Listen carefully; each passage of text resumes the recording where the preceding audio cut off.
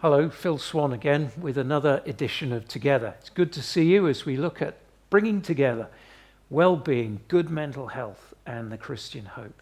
Today's subject is endurance, keeping going when we feel like stopping or quitting. That's basically what endurance is, isn't it? Keeping going when we feel like packing everything in. I wonder right now, maybe you feel a bit like packing everything in. Or certainly you've had experiences in life when you felt like that. How do you keep going? How do you persevere when everything inside says stop? This is a big question. It's one I've been fascinated with for many years. For a long time, I used to run marathons and sometimes even further, do some ultra marathons. And if anybody's known what it is to run a race, even 100 meters, when you were at school or something like that, let alone a marathon, there's always a point when you're really going for it, when you have this battle inside. You want to quit. The little voice comes in. Why are you doing this? Why don't you just sit down at the side of the road? Take it easy, slow down, walk a bit. The pressure to quit can be very great. Well, you don't have to be a marathon runner to have experienced that. That pressure can leak into life in many, many places. Why bother? What's the point? Why keep going? It's at times like that often we discover who we really are. And the truth is, about all of us, that who we really are very weak people in need of help, in need of comfort, in need of encouragement. In the darkest, bleakest moments of a marathon, I've often been grateful for those people at the side of the road who cheered me on, sometimes reading my name on the front of my number. Strangers who I'd never met before screaming out, "Go on, Phil, keep going, don't stop." I can remember one marathon in Ireland where I really thought I was done in. And as I went round a corner, there was an old man there and he had a bottle of water and he undid the cap and he handed it to me. He could see I was in distress. I poured it straight over my head. But his kindness just invigorated me. When we feel like quitting, we recognize that we're weak and we need the help of others around us.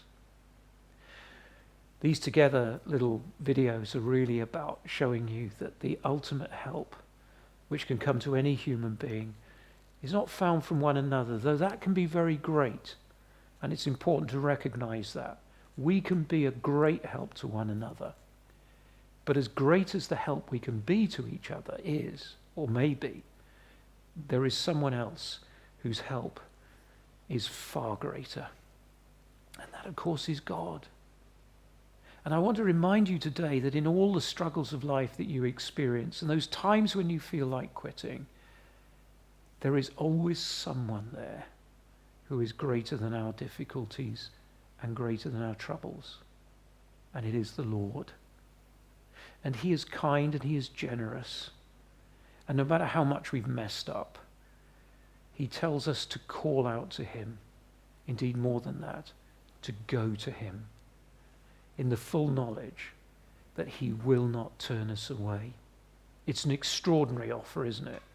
I know my own heart. I know the ways I've messed up and the things that I've done.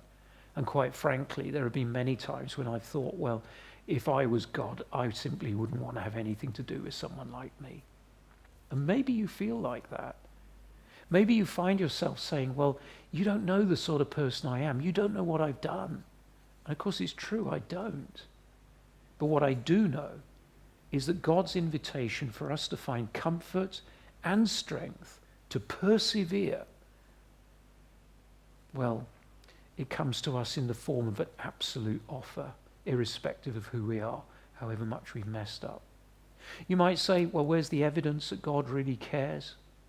The evidence is in Jesus, who the Bible interestingly tells us, who, because of the joy that was set before him, endured the cross. Now, what is the joy that was set before him? Well, it's that ordinary people like you and me would actually trust him and put our faith in him. And because of that, he endured the cross. He didn't quit. He didn't walk away, though he could have done at any point. Instead, he went there willingly. And this is how much God cares. So maybe today is a difficult day, a bad day, a tough day. I want to tell you, God understands. You're not on your own. He cares. And he says, come to me. Pour out your heart to him. He will draw near to you. Well, God bless you, and thank you for listening today.